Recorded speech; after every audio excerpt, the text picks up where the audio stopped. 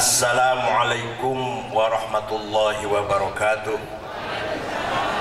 Bismillah, alhamdulillah, wassalatu wassalamu ala sayyidina wa maulana Muhammad Rasulillah wa ala alihi wa sahabatihi wa man tabi'a sunnatahu wa jama'atah min yaumina hadha ila yaumin nahdah. Ashab al-fadilah, sadatana al-ulama wal masyayikh, wa ala ra'sihim Kiai Haji Nahdlatul Abbas Athalallahu baqa'ah, wa sair ulama buntat a'azzahumullah, ketua yayasan, kepala madrasah, pimpinan pesantren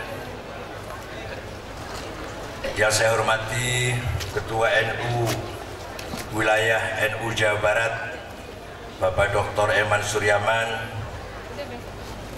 dan seluruh jajaran pengurus NU, Badan Otonom, Muslimat Fatayat, Ansor Banser, Ibnu PBNU, Jamiatul Qur'an Hufaz, Jamiatul Turqis Sufiyah Al-Mu'tabarah An-Nahdiyah, Isnu Pagar Nusa, Sarbu Musi, Sadati wa Sayyidati, Anisati, Ashabi wa Zumala'i, Abnai wa Banati, Ayyuhal Hudur. Alhamdulillah, sampai hari ini Islam di Indonesia masih mewarnai pola pikir bangsa Indonesia. Pesantren di Indonesia yang mayoritasnya Nahdlatul Ulama berjumlah sekitar 22.000 pesantren masih mewarnai pola pikir Islam Indonesia. Bukan hanya Indonesia, tapi Islam Nusantara, termasuk Malaysia, Brunei, Fatani, pokoknya Nusantara lah.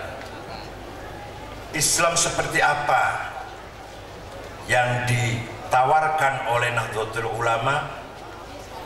Islam model apa? Ciri khas tipologi dakwah Nahdlatul Ulama? Jawabannya, Islam yang menggabungkan antara nas, an-naql wal aql, antara Quran dan hadis sahih dengan akal. Nas saja, Quran dan hadis saja belum bisa menjadi pedoman untuk kita mempraktekkan ibadah, karena memang Quran dan hadis bersifat global, universal. Maka para ulama menyingsingkan lengan bajunya, mengerahkan segala kemampuan upayanya memahami Quran dan hadis dengan akalnya yang rojih, dengan akalnya yang unggul, cerdas, mampu menghasilkan kreativitas yang bermanfaat, yang memperkuat dakwah Islam. Quran dan hadis saja, seperti contohnya, belum atau tidak mengatur bagaimana prakteknya ibadah. Tapi berkat para ulama memahami Al-Quran dan hadis dengan akalnya beliau-beliau yang cerdas, menjadi pandangan Islam yang tawassut, modern dalam akidah, modern dalam syariah, modern dalam berakhlak. Kalau Quran dan hadis saja, maka akan mendapatkan Islam yang sempit, yang tekstual, cenderung radikal, nasiyin, harfiyin, akal saja pasti akan mengakibatkan liberal, bebas sebebas-bebasnya kalau akal mendahului Quran dan hadis. Yang benar adalah Quran dan hadis kita junjung tinggi. Quran dan hadis sumber utama, tapi Quran dan hadis harus dipahami dengan akal yang benar, akal yang cerdas. Dalam akidah, sinergi antara nas dan akal, gabungan antara Quran, hadis dan akal melahirkan sebuah ilmu namanya ilmul kalam. Kalau tidak ada ilmul kalam, akidah kita kalau hanya dari ayat Quran belum tentu bisa meresap. Kalau hanya qul huwallahu ahad, Allah itu satu, Allahus somad, Allah itu maha tangguh, hanya begitu. Belum tentu sampai mendapatkan pengertian yang berargumentasi rasional. Maka gabungan antara Quran dan hadis dan akal melahirkan ilmu kalam yang menjabarkan, yang menelaborasi, menjabarkan akidah yang ada dalam Al-Quran dan hadis.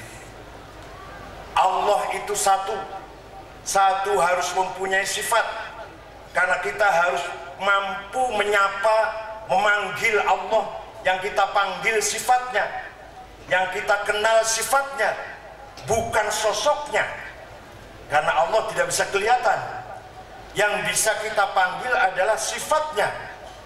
Maka ilmul kalam, produk kreativitas ulama, menerangkan bahwa Allah punya sifat yang wajib 20 dibagi, nafsiyah, salbiyah, ma'ani, ma'nawiyah. Itu kan semakin mantap. Dalam hati umat Islam membangun iman yang mantap harus di-backing, harus didasari, diperkuat dengan pemahaman akal. Tapi akal yang berkhidmah kepada Quran dan hadis. Akal saja tidak benar, nanti seperti Mu'tazilah, atau kalau kita sekarang dinamakan, yang kita kenal namanya jil. Akal mereka tuhankan, mereka kultuskan, sehingga Quran dan hadis ditekuk supaya tunduk pada akal. Ini juga salah. Jadi yang namanya membina tawassut, membangun, mengembangkan pemahaman Islam tawassut, membutuhkan kecerdasan, membutuhkan basis ilmiah, hujat wa barahin ilmiah yang tidak gampang. Nah, yang sudah membuktikan bisa memperkuat ini adalah pesantren, adalah ma'ahid. Pelajaran disampaikan oleh para kiai kepada santrinya telah bukti menghasilkan masyarakat yang beriman, dengan iman yang berpegang teguh dengan Quran dan hadis, tapi juga di backup dengan adillah wa barahin wa hujaj aqliyah. Kalau mau ekstrim kanan gampang, gak usah pinter, gak apa-apa, asalkan pakai gamis setengah sikil, jenggotnya panjang, jidatnya hitam, Allahu Akbar, udah kanan. Gak usah mondok, gak usah pesantren, asal pakai gamis setengah sikil, jidatnya hitam, paling-paling mondoknya di Kali Tanjung, Geraksan, udah jadi itu kanan. Mau menjadi kiri gampang, ngomong aja, sholat tidak wajib. Barang siapa memaksa orang sholat melanggar hak asasi manusia. Lagi tengah-tengahnya main sepak bola berhenti sholat, melanggar HAM itu. Tengah-tengahnya main sepak bola sholat. Jadi yang paling berat, yang paling berat tapi mulia, berat dan mulia dan harus adalah bagaimana membangun tawassut dalam akidah, yaitu dengan menggunakan hujjah aqliyah, barohin aqliyah, adillah aqliyah, ilmiah untuk mendukung nas Quran dan hadis. Qul huwallahu ahad didukung dengan ilmu kalam, itu namanya tawassut fil aqidah. Ilmiah loh, isu ngomong ilmiah ya Allah, kuliah S2 nih. Dikira mau balik kampungan apa?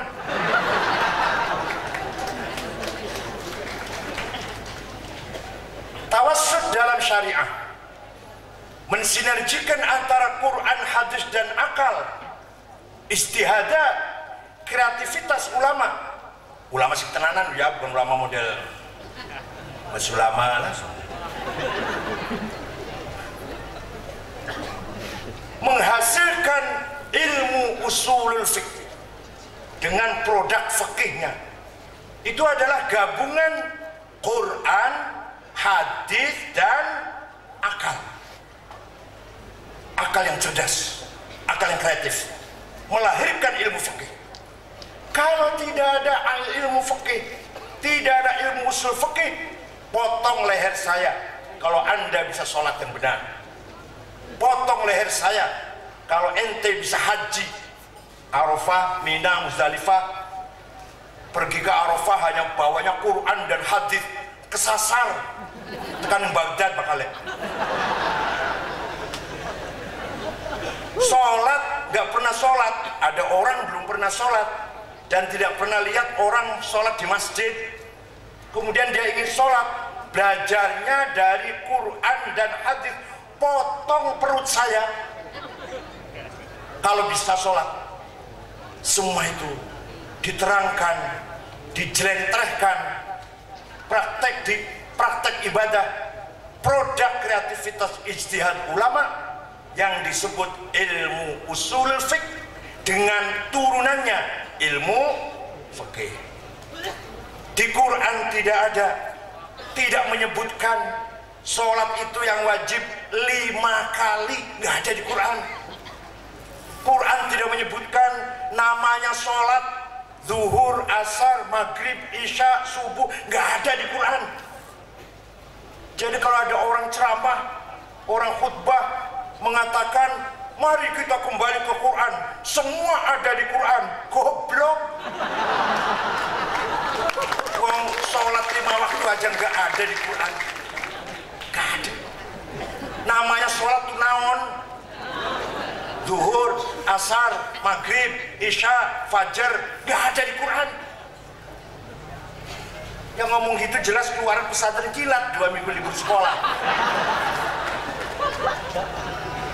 Gak pernah ngaji Quran khatam. Di hadis ada furidat alaikum khamsu maktubat al-zuhur wal asr wal maghrib wal isya wal fajar. Hadis itu diwajibkan kepada kamu sekalian sholat 5 kali, namanya zuhur, asar, maghrib, isya, fajar. Hadis ini bukan Quran. Tapi hadis pun Rasulullah pun tidak menjelaskan prakteknya sholat, syaratnya sholat ada berapa, Islam, baligh, akil, suci dari hadas shogir, hadas kabir, suci dari najis badan, pakaian dan tempat, masuk waktu, nggak ada di hadis. Rukunya sholat 14, takbiratul ihram, niat, berdiri bagi yang mampu, baca Fatihah, ruku, nggak ada di hadis. Itu di fikih itu adanya. Jadi kalau ada orang mengatakan mari kita kembali ke Quran dan hadis, setuju. Saya tanya, hadis yang ente pegang hadisnya siapa? Oh, yang paling sahih. Jawabnya gitu. Hadisnya siapa yang paling sahih itu? Imam Bukhari, pasti sahih. Sini. Imam Bukhari itu nama lengkapnya Muhammad bin Ismail al-Bukhari, wafat tahun 256. Tahu nggak kamu? Itu muridnya Imam Syafi'i, goblok. Imam Bukhari sendiri itu Syafi'iyul madhab. Imam Syafi'i wafat tahun 204, tahun 204. Imam Bukhari 206. Ayo digini dia, ayo digini. Imam Syafi'i itu nama lengkapnya Abu Abdillah Muhammad bin Idris bin Abbas bin Uthman bin Syafi' bin Musayyab bin Ubaid bin Abdul Yazid bin Abdul Muttalib. Lahir di kota Gaza, Palestina tahun 150 Hijriah, wafat di Fustot, Kairo, Mesir tahun 204 Hijriah. Imam Syafi'i muridnya Imam Malik bin Anas. Malik bin Anas wafat tahun 179. Malik bin Anas muridnya Imam Rabi'atul Ra'i. Rabi'atul Ra'i muridnya Imam Kharijah. Imam Kharijah bin Zaid bin Thabit. Bapaknya Kharijah sahabat Zaid bin Thabit. Dan sahabat Zaid muridnya Rasulullah. Jadi sampean kita ikut Imam Syafi'i pasti berarti ikut Rasulullah sallallahu alaihi wasallam. Ya melu ngandel kula mangga, beli ngandel gak apa-apa. Gak apa-apa, gak percaya juga gak apa-apa. Malah ada hikmahnya Pak Nukholis ini ketua NU Tasikmalaya. Ada hikmahnya dengan adanya Wahabi pada muncul di Cirebon, di Tasik. Pada hikmahnya pemerintah sangat butuh NU. Karena dengan adanya radikal temenan. Lamun kesepi lah ke kelompok radikal, NU dibutuhkan. Alhamdulillah oleh kerjaan. Malah hampir tiap minggu PBNU ketamunan orang luar. Pernah ketamunan utusan Menteri Luar Negeri Amerika, John Kerry itu, namanya Muhammad Zafar, Muslim Amerika, turunan Pakistan. Hanya ingin wawancara dengan saya, seperti apa sih NU itu? Amerika sudah dengar nama NU, ormas besar tapi tidak sombong. Biasanya kalau besar sombong, suku besar sombong, partai besar sombong. Yakin lagi belaratan ya nggak apa-apa, besar. Kini lagi pecah jadi dua ya sekarang, partai besar. Yang sombong itu dulunya lah. Kelompok besar sombong, tapi NU konon 84 juta anggotanya. Ruahu LSI ini, lembaga survei Indonesia ini Ruahu. Soheh 84 juta, masih 0,6 masih.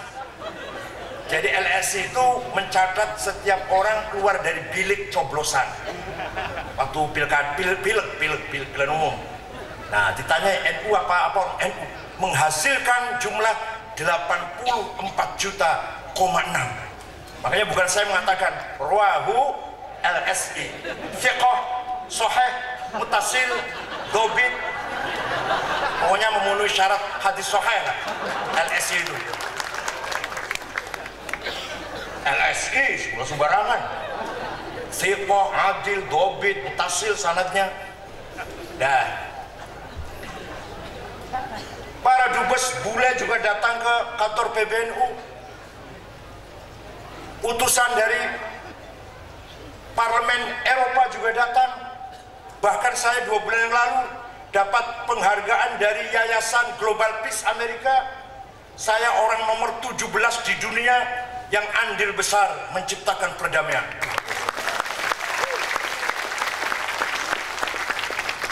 Salah seorang ketua PBNU, Imam Aziz, ini lagi pergi ke Korea Selatan, dapat penghargaan juga, kontribusi upaya rekonsiliasi untuk mantan keturunan PKI.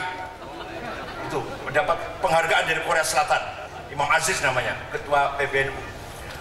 Walhamdulillah, NU semakin dipercaya, semakin dipandang oleh orang karena mampu menjaga tawassut, modern dalam beragama, modern dalam berakidah, moderat dalam bersyariah, moderat dalam berakhlak.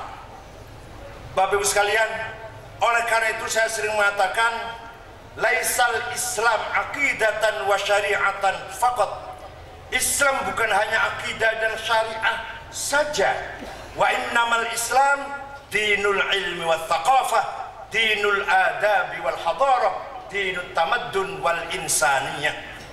Wa kadzalika ja'alnakum ummatan wasata litakunu syuhada'a 'alan nas ay litakunu hadirina fil mujtama' syuhada'a 'alaihim syuhudan ilmiyan thaqafiyan, syuhudan adabiyan hadariyan, syuhudan madaniyan insaniyan. Peran peran kemasyarakatan harus diperankan oleh umat Islam, peran ilmu pengetahuan, peradaban, budaya, intelektual, kemajuan-kemajuan kemasyarakatan. Puncaknya adalah peran kemanusiaan.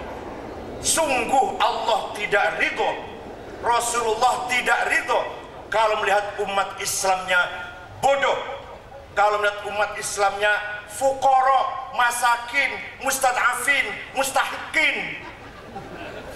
Kebanyakan umat Islam mustahikin, bukan muzakin, bukan mustahikin. Sabilillah wal ghorimin. Padahal Allah menegaskan dalam Al-Quran, wal yakhshal ladzina law taraku min khalfihim dzurriyyatan dhi'afan khafu 'alaihim falyattaqullah wal yaqulu qawlan sadida. Hendaklah kita khawatir, kita hendaklah prihatin, jangan sampai kita meninggalkan anak cucu dhi'afan, lemah agamanya, lemah ilmunya, lemah budayanya, lemah peradabannya, lemah ekonominya, lemah kesehatannya, lemah kebersihannya, lemah kemasyarakatannya. Jangan sampai. Wal yakhshal ladzina taraku min khalfihim dzurriyyatan dhi'afa. Jangan sampai kita meninggalkan anak cucu yang lemah. Anak cucunya Mbah Abdul Jamil, Mbah Muta'ad harus akuya, kuat. Anak cucunya Kiai Said Gedongan harus akuya, kuat. Kuat agamanya, kuat akhlaknya, kuat ekonominya, kuat peradabannya, kuat budayanya, kuat peran-peran kemasyarakatannya. Tidak boleh kita menjadi penonton, tidak boleh kita hanya menjadi umat pinggiran. Nonton orang bermain, kita cuma nonton. Alhamdulillah, Pak Jokowi ngangkat menteri dari NU 7. Baru kali ini loh ada menteri sampai 7. Waktu Gus Dur saja menteri cuma 3 dari NU. Waktu Gus Dur menteri NU 3, Pak SBY 5, Pak Jokowi 7. Pak Nasir menteri Ristek Dikti, Imam Nahrawi kemarin dari sini menteri olahraga dan pemuda, Hanif Dakhiri menteri tenaga kerja, Marwan Ja'far menteri desa dan daerah tertinggal, Khofifah menteri sosial, Lukman Saifuddin menteri agama, Pratikno menteri seknet. Bisa wolu lamun Ibu Susi dianggap muslimat. Ya nggak apa-apa, muslimat yang bertato nggak apa-apa.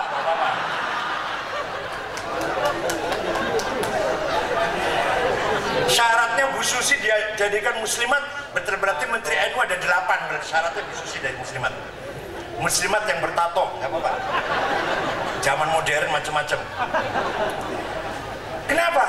Karena memang Nahdlatul Ulama sejak dulu, sekarang dan seterusnya akan mengawal 2 amanat, akan mengawal 2 kewajiban yang besar dan berat. 1, amanat Islam, 2, amanat nasionalis. 1 amanat Islam, dakwah Islam, pendidikan Islam yang paling benar adalah cara seperti yang dilakukan oleh Nahdlatul Ulama. Ormas lain yang seperti NU banyak, seperti ormas lain yang seperti NU banyak, tapi yang lebih baik dari NU tidak ada. Tenang, serius. Kalau yang mirip-mirip banyak lah, hampir sama lah. Syarikat Islam, Perti, PUI, Gubernur Jawa Barat tuh, Dewan Syura PUI, Syarikat Islam, Matla Anwar, Wasliyah, apalagi Al-Ittihad, itu sama dengan NU lah cara berpikirnya, cara ubudiyahnya, cara pemahaman agamanya. Tapi tidak bisa lebih baik dari NU, nggak bisa itu. Pokoknya paling baik NU lah, percaya silakan, nggak apa-apa.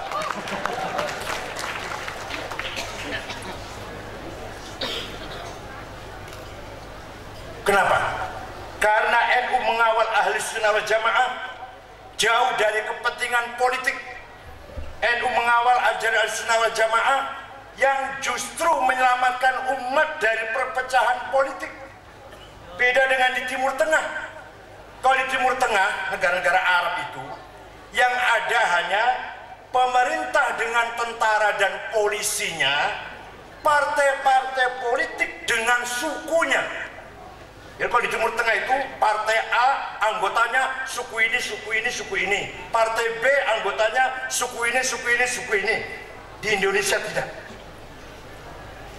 Partai tidak berbasis suku di Indonesia ini. Partai apa saja, suku apa saja masuk ke dalam berbagai partai. Nah, di sekian partai itu pasti ada kader NU. Kecuali satu partai barangkali nggak ada, yang satu itulah yang ada. Lainnya ada semua. Golkar ada, PDI ada, Demokrat, Gerindra, apalagi di PAN juga ada, PAN, yang NU ada, apalagi PKB, NU semua itu sih. P3 banyak, yang tukaran NU semua, P3 ini tukaran NU KB. Pak Jan Farid NU, Romahur Muzi NU, sebagian berenang be, kan tutup genang tukarannya, kok bakal wis pada bayi mau poin bukan? Nah, ketika ada konflik politik pasti menyeret-nyeret suku kalau di Timur Tengah. Maka kalau ada konflik tidak bisa dilokalisir, nggak bisa dilokalisir setempat, pasti menjadi konflik nasional dan nggak bisa cepat selesai, bertahun-tahun. Di Irak itu semenjak terbunuhnya Saddam Hussein tahun 2006 sampai 2013, saya nggak tahu 2014, 15 sampai 2013, nyawa yang mati yang menghilang 700.000. Wong Islam kabeh, wong Arab kabeh, 700.000 mati kabeh. Hanya konflik politik. Kenapa? Karena tidak bisa dilokalisir, tapi menjadi konflik nasional. Di Libya sekarang, setelah terbunuhnya Muammar Gaddafi, sampai sekarang belum selesai. Bahkan mungkin Libya akan pecah jadi dua. Libya Timur ibu kota Benghazi, Libya Barat Tripoli. Perang terus-terusan, ketambahan ISIS, wah jenggotnya tambah dawa bisa. Syria sudah masuk tahun keempat, sudah 200.000 lebih nyawa menghilang. Somal luar biasa di Timur Tengah itu. Somal perang saudara, negara sampai bubar. Bodolan marinirnya jadi perampok, pembajak laut. Bodolan marinir negara Somal. Kapal Indonesia juga pernah dirampok, pernah dibegal, dibajak oleh bodolan marinir negara Somal. Kenapa itu? Karena kalau ada konflik politik pasti mengikut sertakan, menyeret-nyeret suku, maka pecahnya menjadi nasional. Beda dengan di Indonesia. Apa di Indonesia nggak ada konflik? Ada. Di Sampang NU dan Syiah, rumahnya orang Syiah swidak dibakar dengan NU. Tapi cukup di situ saja, nggak merembet sampai Bangkalan, nggak merembet sampai Pamekasan, enggak. Cukup di kecamatan itu saja. Itu pun sudah selesai 1 tahun. Di Puger, Jember, NU dan Syiah sekali lagi bentrok. Yang mati orang NU mati satu orang NU. Cukup di Puger saja, nggak sampai merembet ke kecamatan lain. Dan hanya berapa bulan selesai. Di Kuningan, Tasikmalaya, Banten, Ahmadiyah dengan masyarakat. Cukup di situ saja dan cepat selesai. Di Bekasi, Kristen karo FPI, NU yang menyelesaikan, selesai sudah. Tapi di Timur Tengah, kalau sudah konflik, menjadi konflik nasional. Kenapa? Karena suku pasti terlibat. Bukan hanya politisi, bukan hanya partai politik, tapi tokoh-tokoh pembesar suku ikut terlibat. Konflik politik menjadi konflik suku kalau di Timur Tengah. Di Indonesia alhamdulillah ada NU. Kalau ada bertengkar politik di Senayan, semua datang ke PBNU, jadi ketawa semua tuh. Padahal waktu di Senayan tukaran tuh. Tapi datang ke PBNU bisa ketawa semua. Artinya apa? Artinya masih ada wadah, masih ada kemah, masih ada media yang bisa membangun persaudaraan, merekat kembali persaudaraan, asalkan syaratnya NU-nya sendiri harus bersih dari kepentingan politik. Pak Eman sebagai Ketua NU Jawa Barat, saya sudah melihat beliau jauh dari kepentingan politik. Pak Nur Kholis, Ketua Cabang Tasikmalaya, juga jauh dari kepentingan politik. Ini yang diharapkan oleh kita semua, kalau ketua-ketua NU-nya tidak ada bermain politik atau menjadi pejabat politik. Insya Allah ilal abad ila yaumil qiyamah, Nahdlatul Ulama akan selalu berperan membesarkan, memperkuat masyarakat Indonesia sebagai kekuatan civil society yang memberdayakan masyarakat di bidang segala bidang kecuali bidang politik, di segala bidang kecuali bidang politik. Insya Allah NU akan selalu bermanfaat. Bapak Ibu sekalian, maka muktamar yang akan datang tema besarnya begini. Ini muktamar Agustus tanggal 1 sampai tanggal 5. Yang jadi pasti orang NU, masa orang Muhammadiyah. Siapa saja yang jadi pasti orang NU. Gak mungkin bukan orang NU. Gak penting siapa yang jadi lah. Yang penting muktamarnya sukses, aman, berjalan lancar. Tema besarnya begini, memperkokoh peradaban Islam sebagai peradaban Indonesia dan dunia. Artinya apa?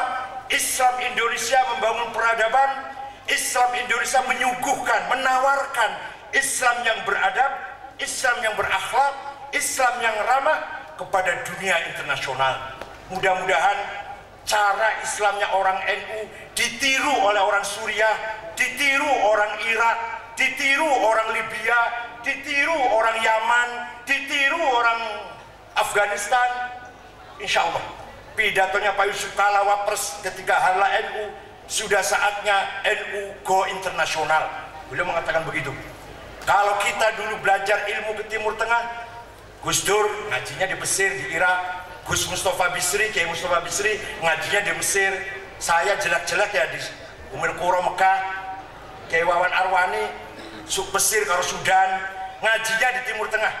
Tapi Kiai Timur Tengah kalau ingin bisa membina masyarakat, kudu ngaji nih Kiai Indonesia. Coba di Suriah itu ada ulama besar banget. Di Suriah, Damaskus, ada ulama yang alamah. Ini Indonesia langka wis mentong kabeh ilmune lah. Syekh Wahbah Zuhaili masih hidup. Ngarang tafsir 17 jilid, tafsir Al-Munir. Ngarang fikih 8 jilid, Al-Fiqhul Islami wa Adillatuhu, usul fikih 2 jilid dan lain-lainnya. Alamah. Tapi tidak bisa mengerem, tidak bisa meredam, tidak bisa mengendalikan masyarakat Syria, masyarakat Damaskus, aja perang, nggak bisa tuh. Syekh Yusuf Qaradawi, alamah, alim, nggak bisa tuh mempengaruhi masyarakat Mesir. Ahmad Thayyib, Syekhul Azhar, the Grand Sheikh Al-Azhar, nggak bisa tuh meredam konflik. Al-ilmunya luar biasa, tapi peranannya nol. Kalau Indonesia sebaliknya, Rais Syria MWC, dong aja kualik-kualik, dong aja kan. Aghnina biharamika an halalika. Kalau Rais Syria Banyumas, nak wasingun ngalim. Kalau panggil saya Kiai Sangit Ngakil. Sallallahu alaihi wasallam, apabila ngalami sapangat Rasulullah. Kiai Banyumas, Purbalingga, Banjarnegara, Gombong, Kebumen, Cilacap, Purwokerto, Majenang. Kiai Sangit, kalau nggak bisa Kiai Sangit. Itu kiainya, itu kiai itu. Roh Syuriahnya itu. Baca Qur'annya tidak fasih, ilmunya pas-pasan, dongannya gratul-gratul. Bolak-balik donga ya, bolak-balik wassalamatan fid din wa masya'atan fil badan wa afiatan fil jasad, bolak-balik donga yang sedang kamaning. Tapi berperan besar, peranannya besar dalam mendidik, membimbing masyarakat. Bahkan masyarakat tukaran, jari kiai, stop aja, insya Allah berhenti. Ada masyarakat konflik, diakurakan. Ada orang berdua, wis lawas musuhan, diakurakan dengan kiai, bisa.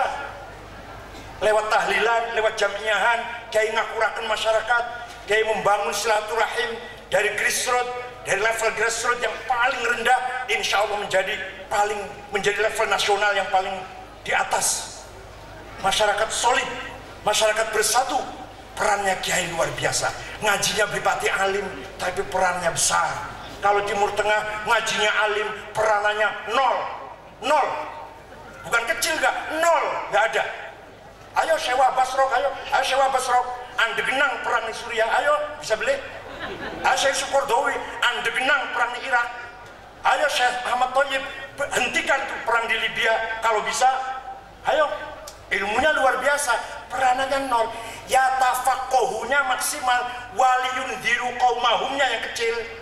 Kalau kita ya tafaqahunya belen-belen, tapi waliyundiru qaumahumnya besar.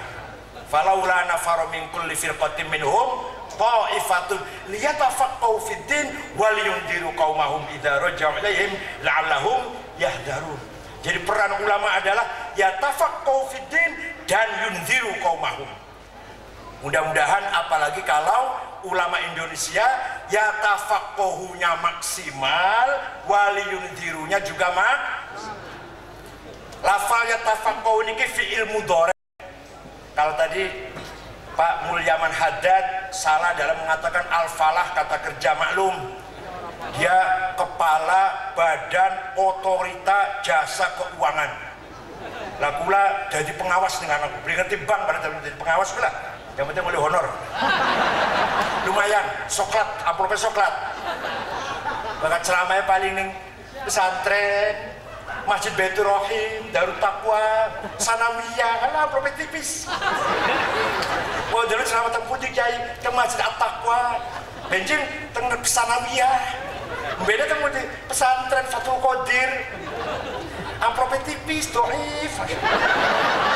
Tapi coba sekali-kali ceramah di OJK, BI, BNI, wah sohet amplopnya. Jadi bakal amplopnya kandel sohet, amplopnya tipis, bakal amplopnya tipis tapi sing ngelung nang bucawa dan ayu sohet li wairi.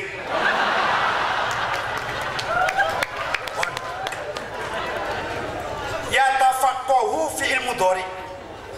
Peran ulama harus mendalami, mengembangkan, memperluas, meningkatkan pemahaman agama. Ya tadi saya sebut tadi ilmu fikih, kreativitas ulama, ilmu nahwu, shorof, balaghah, ilmu kalam, ilmu mustalah hadis, ilmu tajwid, kreativitas ulama semua itu. Yatafaqahu fid din. Nah, yatafaqahu itu fil mudhari. Fil mudhari itu kata kerja yang zamannya hal dan istiqbal, sekarang dan yang akan datang. Oleh karena itu kiai dalam cara maknani kitab kuning harus kontekstual. Yatafaqahu. Pegang bahasa kuno berarti fil madi, berarti apalagi maknanya nganggo mangsi petul alas fil madi tul mim kho tul alah fil madi. Coba kalau fil mudhari, Quran menggunakan fil mudhari. Yatafaqahu. Kayaknya mulangnya gini. Faslun fil hiwalati. Fasal ini Syekh Abu Syuja' dalam kitab Fathul Qorib akan menjelaskan tentang letter of credit. Faslun fil hiwalati ligran. Hopo ligran. Faslun fil syuf'ati. Pasal ini Kiai Musharif akan membahas tentang bursa saham. Ngejogi rego. Faslun fil domani. Pasalnya akan menjelaskan tentang bank garansi. Faslun fil wathiqati kolateral. Faslun fil salami inden. Faslun fil musyarakati profit sharing. Faslun fil murabah markup profit. Gitu cara maknanya. Pakainya laptop, pakainya Google aja pentulan. Tuh berarti kula menghina. Kula bisa semennya dan bengen kayak kuen, tapi bengen kula kanci kayak kuen baik. Fa utawi li mubtada iku khobar opo li fa'ilin wa naibih dhohar wa ing li maf'ulin bihi krono li maf'ulin li ajlihi wa ing dalem dhorof serta li maf'ulin ma'ah wa kan sifah silatu mausulin kada mitrus sifah wa mutlaqul maf'uli fihi kelawan kada kabakul jarri fatlu bil bayan apane litamyizi hale halu fastahidu bil hifzi ya rijal. Kuno itu ya nggak apa-apa dulu gitu, tapi kalau sekarang sudah saatnya kita harus mampu mengkontekstualisasikan, melakukan munasabah, melakukan muqtadul hal agar kitab yang kita baca sesuai dengan istilah-istilah terminologi yang berlaku di luar, di bank, di asuransi, di lembaga-lembaga keuangan. Bahasanya kolateral, LI, letter of credit, itu LC, bank garansi, bursa saham, syuf'ah, bursa saham, syuf'ah ngejogi regan. Alah, ya Allah. Ini yatafaqahu menggunakan fi'il. Begitu pula waliyunziru qaumahum, dakwah juga pakai fi'il mudhari' liyunziru. Jadi dakwah itu sekarang harus menyajikan tema-tema yang kontekstual. Aja bolak-balik ceramah surga neraka baik. Ayo coba wong semene ana beli sing durung weruh yen engkau bakal akhirat ana swarga karo ana neraka, ana beli sing durung weruh. Langka. Ana beli sing durung weruh bakal kuburan, ana mungkar nakir, ana beli sing durung weruh. Weruh kabeh wis.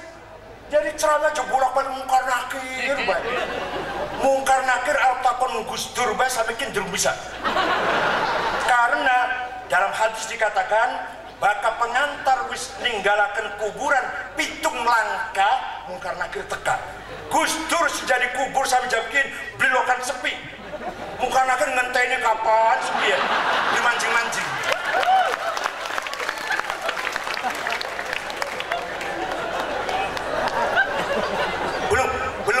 Belum sampai bertanya kepada Gus Dur. Ngenteni sepi ya durung ngalami sepi. Apa maning Abu Nawas? Wah, Abu Nawas malah ngerjain mungkar nakir. Wasiat bakal isun mati dibungkus karo kain kafan sing wis busuk, sing wis soek, wis mambu, wis ireng. Kenapa Pak? Wis nurut aja nggak cerita maning. Begitu mati anaknya cari kain kafan yang sudah bosok, yang udah ambrol. Dibungkus kain kafan yang ambrol, taruh di kuburan, udah pergi mungkar nakir datang. Kaget, loh saya masuk kuburan lama ini, balik lagi nggak jadi.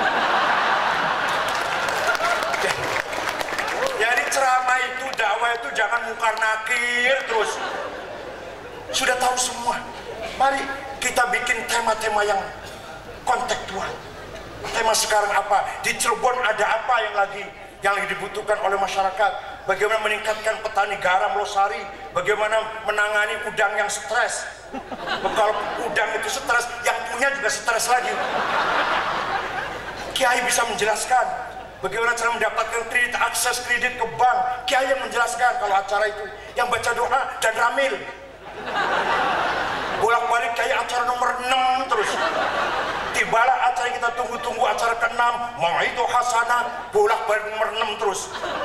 Coba sekali-kali yang bikin jadi narasumber tema ekonomi, tema kesehatan, kiai. Penutup baca doa, Pak Camat. Kata doa gampang lah, Rabbana atina fid dunya hasanah. Ya Allah ya Tuhan kami, nggak apa-apa udah.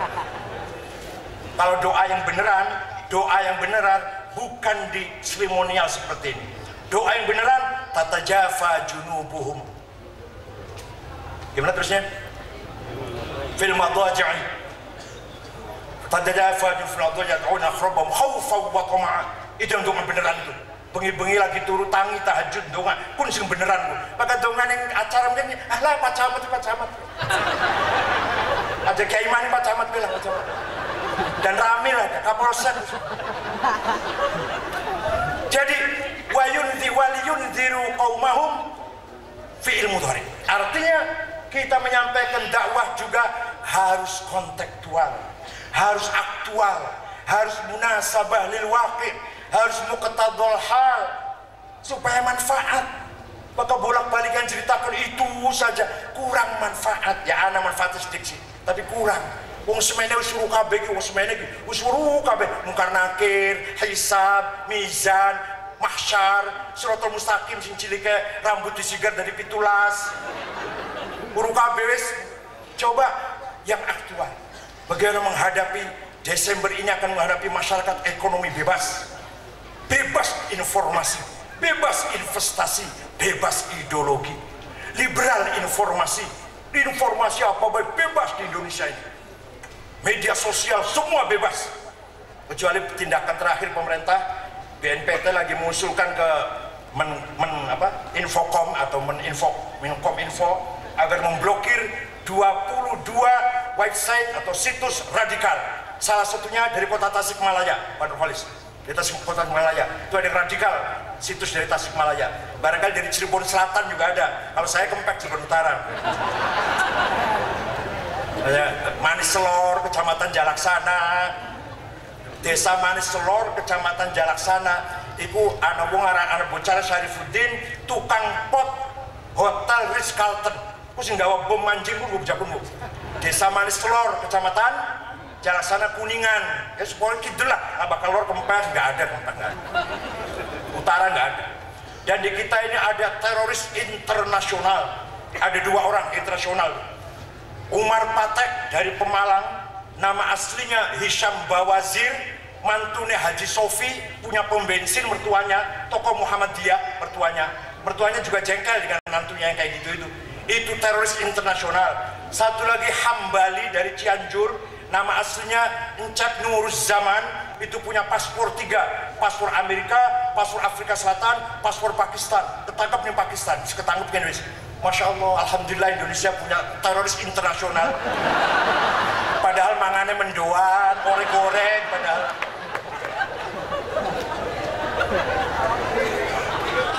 Hadirin yang saya hormati, waliyundiru qaumahum. Mari kita isi media-media sosial dengan paham Islam Ahlussunnah wal Jamaah. Televisi, radio, koran, majalah, buletin, brosur yang tersebar, media sosial, Twitter, YouTube. Mari kita isi dengan nilai-nilai Islam Ahlussunnah wal Jamaah. Sing radikal anororikur. Televisi MTA ada, Ar-Roja ana, Al-Wisol, Al-Insan ada, itu Islam galak. TV NU, TV Aswaja, bolak-balik iklannya bawasir terus, ambeien terus bolak-balik. Maklum, Masya Allah. Belum bisa gawe berita, masih siaran langsung muter kaset. Belum namanya televisi bertulan. Sing rada mending televisi 9 punya NU Jawa Timur, itu sudah agak beres, sudah agak baik gitu. TV Aswaja bolak-balik iklannya ambeien terus. Lokan jalan melik. Hadirin hormat. Alhamdulillah, NU online, websitenya PBNU banyak yang baca. Bahkan pernah paling laku di seluruh ASEAN itu NU online. Insya Allah bermanfaat itu. Baru sampai segitu. Saya juga mendorong, menggalakkan di daerah-daerah ada radio komunitas NU. Di Jawa Tengah barangkali yang NU itu ada kalau 19 di Jawa Tengah, di Rembang, di Solo, dan di tempat-tempat yang lain. Itu saya dorong semua supaya melakukan fungsi waliyunziru qaumah. Hadirin yang saya hormati, pesantren yang sejak dulu, sekarang, dan seterusnya sebagai benteng budaya, sebagai peninggalan cagar budaya, sekaligus mengembangkan budaya.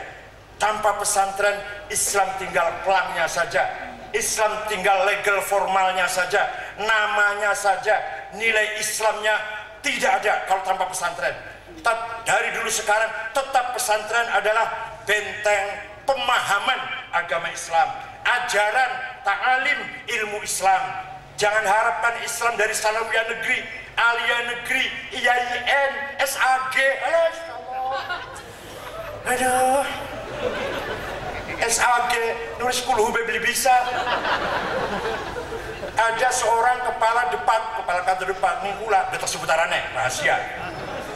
Jaluk ditulis senang sholawat nariyah ya serok sampai si nulis kurang ngomong sok Allahumma sholli buatin sakit nulis Arab buatin sakit. Kepala kantor depan agama kabupaten akhirnya nulisnya karo Latin ALLH huma itu. Coba, alhamdulillah pesantren masih tetap menjaga prinsip-prinsipnya, masih menjaga inti daripada ta'alim islaminya, substansi daripada ta'alim islaminya yang tadi disebut oleh Pak Gubernur tadi, Dzil Khuwaisirah. Dalam kitab Muslim, rawinya, sanadnya atau riwayatnya ada 12 versi. Di kitab Zakah Babul Qismah, Nabi Muhammad lagi bagi-bagi hasil rampasan perang di Ja'ronah, hasil rampasan perang dari Hunain dan Taif. Hunain, Taif sudah dapat harta rampasan perang banyak, dikumpulkan di Ja'ronah. ribuan onta, ribuan sapi, ribuan kambing. Bagi-baginya aneh. Kali ini aneh. Yang senior tidak dikasih, walaupun satu kaki nggak dikasih. Tapi yang mu'alaf, yang baru masuk Islam kemarin, Fathu Makkah, walaupun konglomerat seperti Abu Sufyan 100 onta, Al-Bakhtari 100 onta, yang lain-lain 50 onta, 50 sapi, 100 kambing. Yang senior Abu Bakar, Umar, Uthman, Ali, Sa'ad, Sa'id, Tolha, Zubair, satu kaki pun. Tiba-tiba tadi tuh yang akan disinggung oleh Pak Gubernur, tiba-tiba dari belakang ada yang maju ke depan sambil sombong, namanya Dzil Khuwaisirah, i'dil ya Muhammad, bagi-bagi yang adil dong. Nabi menjawab, waihak ma'adala al-ardi minni, cilakalah kamu, tidak ada yang adil di atas bumi melebihi saya, yang lebih adil dari saya. Yang saya lakukan ini adalah perintah Allah, bukan kemauan saya. Yang senior nggak dikasih, yang junior walaupun kaya raya dikasih 100 onta. Perintah Allah. Orang ini keluar pergi, orang ini pergi. Nabi bersabda, saya khruju min di hadzal rajul qaumun yatluna al-Qur'ana wa la yujawizu halaqimahum hum syarrul khalqi wal khaliqah lastu minhum wa laysu minna. Nanti dari umat saya ada muncul kelompok seperti orang ini. Apa? Hafal Quran, maca Quran, tapi tidak paham substansinya. Hanya di bibir, tidak melewati tenggorokannya. La yujawizu halaqimahum. Mereka itu syarrul khalqi, sejelek-jelek manusia, wal khaliqah ayil bahaim, lebih jelek daripada binatang. Lastu minhum, saya tidak termasuk mereka, walaisu minna, dan mereka tidak termasuk golonganku, kata Rasulullah. Nah, informasi A ini, kalau Intel bahasa gitu bahasanya, informasi dini A. Informasi A dari Rasulullah ini terbukti pada tahun 40 Hijriah umat Islam dikagetkan oleh terbunuhnya Sayyidina Ali bin Abi Thalib, Khalifati Rasulullah, Amirul Mukminin, ketika keluar akan ngimami sholat subuh 4:30 dibunuh. Hati-hati yang keluar subuh. Waktu pun Muawiyah harus dibunuh, selamat karena beli metu sembahyang di masjid, bu sembahyang di rumah dewa kan, bu sembahyang kodo sembayangnya lah. Amun bin As, gubernur Mesir, selamat karena beli metu sholat subuh, bu kawanan sholatnya mau pribadi selamat. Oke. Tapi Sayyidina Ali metu kan imami sholat subuh, dibunuh dari belakang, ditusuk dari belakang, hatta raji'un ila rahmatillah. Sayyidina Ali wafat. Yang bunuh namanya bukan orang Kristen, bukan orang Yahudi, bukan orang Hindu Buddha, bukan orang Konghucu. Yang membunuh Abdurrahman bin Muljam namanya. Qaimul lail, shaimun nahar, hafizul Quran. Saben bengi tahajud, jidatnya hitam, saben hari puasa sampai kurus, dan dia hafal Quran. Mengapa Ali dibunuh? Menurut dia Ali kafir. Mengapa kafir? Karena memberlakukan hukum hasil musyawarah, bukan hukum Quran katanya. Hasil musyawarah di Dumatul Jandal antara 700 sahabat. Wah, kalau kita MPR lah, undang-undang yang berjalan kita MPR, DPR, hasil musyawarah manusia, bukan Quran. Padahal dalam Al-Quran dikatakan, wa man lam yahkum bima anzalallah faulaika humul kafirun. Barang siapa tidak menjalankan hukum Allah, kafir. Kalau kafir, halal darahnya. Maka Sayyidina Ali halal darahnya. Masya Allah, bocah begini sore ngafir nang awwalu man amana minas subyan. Pertama kali remaja masuk Islam, Sihru Rasulullah, menantunya Rasulullah, Fatihu Khaybar, yang mengalahkan kota Khaybar, Babul Ilm, sahabat yang paling intelek Sayyidina Ali itu dibunuh oleh anak kemarin dengan dalil bahwa dia tidak menjalankan hukum Islam. Kami menjalankan hukum Islam. Persis pada zaman sekian ada pada As-Sunnah, Gerakan, ada kan. Pulangnya alumninya bukan pinter alfiah, bukan hafal Quran, amriti jurmiyah, hafal ngerakit bom. Alhamdulillah, ini Cirebon ada pesantren sing bisa ngerakit bom. Alhamdulillah. hasil dipakani mendoan, gorengan oncom, encung, kangkung, jebolannya pinter rakit bom, alhamdulillah. Padahal mangane dudu roti, keju dudu, kangkung, dage, tapi bisa nakit bom, alhamdulillah enggak itu, bersyukur enggak itu, harus bangga kita. Nah itu, jadi radikalisme bahkan sampai terorisme bukan barang baru, bukan baru sekarang, tapi sejak Sayyidina Ali bin Abi Thalib korban dari radikalisme kelompok radikalisme Islam, korban dari teroris muslim dengan mengatasnamakan agama, menghalalkan segala cara. ISIS, coba ISIS mateni wong Syiah dijejer, lanang cilik lanang wadon gede cilik tuan nom ditembak dari belakang wong 90. Syiah dibunuh begitu saja. Orang Kurdi Sunni semua, madhabnya Syafi'i semua orang Kurdi itu. Kan di sana ada Syekh Sulaiman Al-Kurdi, pengarang kitab Tahrir, orang Kurdi itu. Ahmad Bahak Naqsyabansyah, pendiri Naqsyabandiyah, juga suku Kurdi. Orang Kurdi wong 17 wingi dibakar hidup-hidup. Pilot Jordan disetrum, dipateni nganggo setrum. Wong Amerika disembelih karo lading, wong Jepang loro sembelih karo lading, wong Inggris. Apa itu Islam? Coba, apa itu Islam? Begitu Islam? Wallahi, bukan Islam seperti itu. Islam dinul rahmah, Islam dinul hidayah, bukan dinul pisau, bukan dinul nyetrum, bukan. Islam dinul rahmah, dinul hidayah. Laisa dinul tasyaddud wa tatarruf wal irhab. Islam tidak mengajarkan radikalisme dan tidak mengajarkan apalagi sampai teroris. Suatu ketika ada orang namanya Al-Hasin, siapa? Pakai sod ya, Al-Hasin pakai sod. Orang Madinah, musyrik. Punya 2 anak karena sering ke Romawi berdagang, Kristen. 2 anak ini Kristen, anaknya. Tidak lama Kanjeng Nabi hijrah ke Madinah.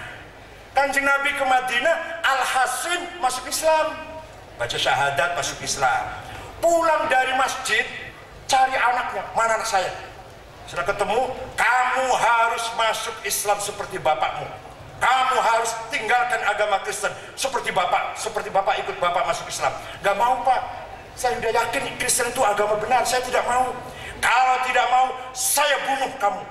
Itu baru mengatakan demikian, baru ngancam saya bunuh kamu. Belum membunuh betulan belum. Al-Quran turun, malaikat Jibril turun ke Kanjeng Nabi bawa ayat la ikraha fiddin. Sababun nuzulnya itu, ada seorang ayah mengancam kepada anaknya, kalau tidak mau masuk Islam saya bunuh, kata bapaknya. Langsung turun ayat la ikraha fiddin, tidak boleh ada kekerasan dalam agama. Apalagi bukan ayahnya, bukan pamannya, bukan saudaranya, ngancam siapa saja. Jelas laisa minad-din, sama sekali bukan ajaran agama. Yang dilakukan oleh ISIS bukan ajaran Islam sama sekali. Terorisme sejak dulu sudah ada, kita tidak heran. Yang heran, orang Indonesia yang ikut ISIS sudah 514. Yang ngajak, yang merekrut namanya Salim bin Mubarak At-Tamimi. Sedulur toko kitab Tamimi Cirebon, Arab Pasuruan lahirnya, tapi hidup di Malang. Salim ngakunya namanya Abu Jandal. Di YouTube dia ngancam Panglima Muldoko, Kapolri Pak Sutarman waktu itu, ngancam Banser. Kalau berani kata kesini ke ISIS, ya sebaliknya dong. Kalau dia berani kesini ke Indonesia gitu lah. Kalau berani sama Banser, itu dia ada itu. Orang gila itu, Arab gila itu. Masuk bergabung dengan ISIS, 514 orang sudah. Dengan iming-iming gaji 20 juta 1 bulan. Sama sekali bukan ajaran Islam. Laisa minad-din, la ikraha fid-din. Tidak ada kekerasan dalam agama. Maka kalau ada orang melakukan kekerasan, bukan sedang mengamalkan agama Islam. Mari kita amankan amalat kedua, yaitu keselamatan dan keutuhan tanah air kita. Man laisa lahu ard, laisa lahu tarikh, wa man laisa lahu tarikh, laisa lahu dzakirah. Barang siapa tidak punya tanah air, tidak punya sejarah. Mengapa Rasulullah hijrah ke Madinah ingin punya tanah air? Mengapa Quran masih menceritakan Fir'aun walaupun cerita negatif? Karena Fir'aun punya tanah air. Mengapa kita masih baca Pajajaran, Majapahit, Sriwijaya? Karena mereka itu punya tanah air. Mengapa Yahudi mati-matian kembali ke Palestina? Ingin punya tanah air. Kalau punya tanah air, kita bisa bikin sejarah. Kalau nggak punya tanah air, hilang dari ingatan. Seperti suku Kurdi hilang dari sejarah, kan nggak punya negara. Suku Kurdi kebanyakan ikut Turki dan Irak, sedikit ikut Syria, sedikit ikut Iran. Hilang dari sejarah, nggak punya tanah air sendiri. Oleh karena itu, kewajiban kita, masyarakat Indonesia, fardu ain, kata Ki Hasyim Asy'ari pada tanggal 22 Oktober tahun 1445, membela tanah air, bukan membela Islam, bukan front pembela Islam, bukan. Membela tanah air hukumnya fardu ain.